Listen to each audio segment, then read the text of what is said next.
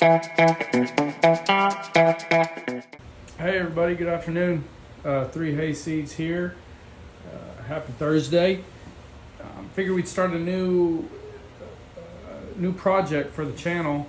We started off the channel with a little old truck project that we're dealing with on the blown head gasket on the Chevy 3100 pickup, but I figured it'd be time to switch over.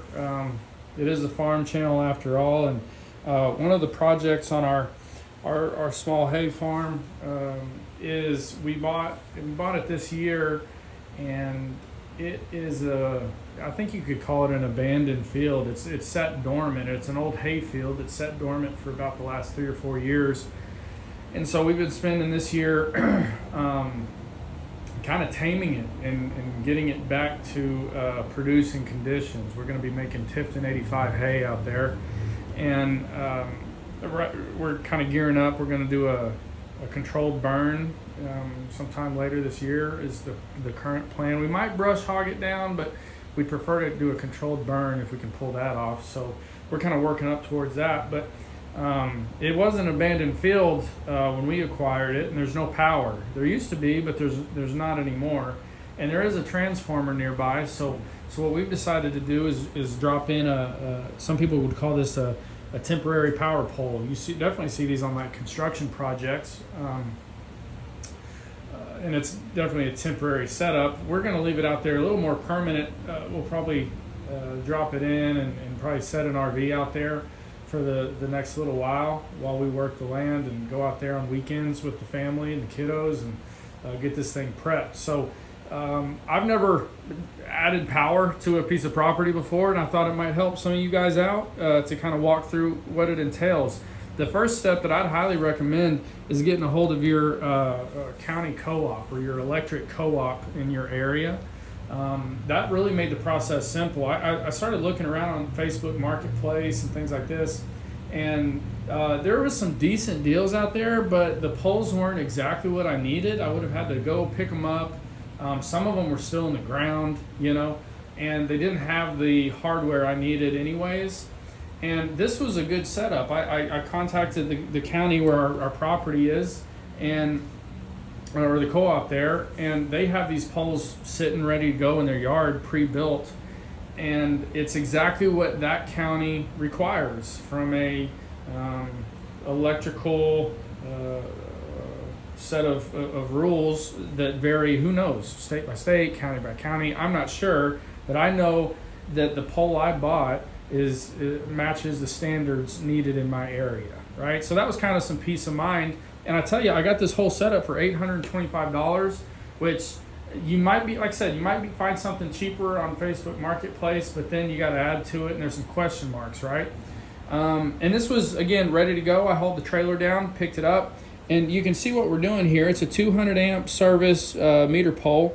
It's I believe it's a 20-foot pole, and it's a big sucker.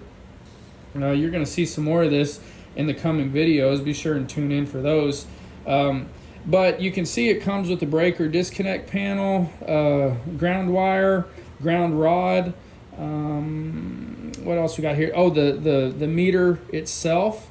Right now, you'll see in a minute, there's no meter plugged in. They come out. Once I've dug the hole and dropped this thing in, they'll drop in their meter and they tie in their 3-phase power, and I'm ready to rock at that point. So pretty standard. What you are going to see is I did some work to this thing. We picked it up as it sits, and then I've spent another $450 plus or minus, and I picked up another set of exterior outlets, and I picked up a 50 amp and a 30 amp outlet for RV connections, and a couple circuit breakers, and some wire, flex, all the connectors and enclosures, etc. I'm lucky I got a brother who's a mechanical engineer. He helped me out on kind of speccing out everything I needed. And then we came out and spent an evening just kind of tying all this to the existing pole. And I will switch over and we'll kind of walk through some of that right now. So you can kind of get an idea of what we did here. Here's our ground rod we got to drop in. It's got a ground clamp already on it. It's got our ground wire strapped to, where was he at? Oh, it's down here at the bottom. You can kind of see strapped to the pole. Then we're going to tie into the clamp. You got your main breaker box here where we added, here we go. It came with this breaker, this 200 amp setup. We added these additional 260s, and you can see this will be the box. We can't open it yet. We'll open it when we get out to the property. But this is the additional breaker box I bought for the 30 amp and 50 amp. It's also got two standard electric outlets out there, or in this box. And then we dropped in an additional set of exterior outlets here. So this should be plenty sufficient for everything we're trying to do on the property, RV wise, power tools, etc. Pretty excited about this. And the plan is we get out there, I dig a hole 4 foot deep, just like the diagram shows. And then I'm gonna have to manhandle this thing off the trailer, stand it up. It's a big pole. I was really surprised. And drop this thing in the hole, call the county. They come up, tie in their connections here. Bob's your uncle. I got power. So more to come on this. Pretty neat little process. Stick around for some more content coming on the 3 Hayseeds Power Project. Talk soon. Thank you. Like and subscribe.